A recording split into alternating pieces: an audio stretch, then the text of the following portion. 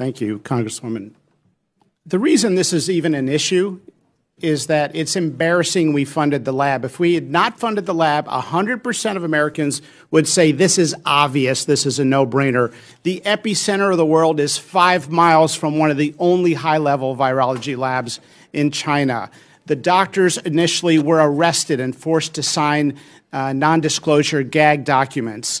The lab reports have been destroyed. They've not been turned over. The sequences reported from the lab to the NIH database were deleted by a request from Chinese scientists that called over early on and said, delete those sequences we put in the database.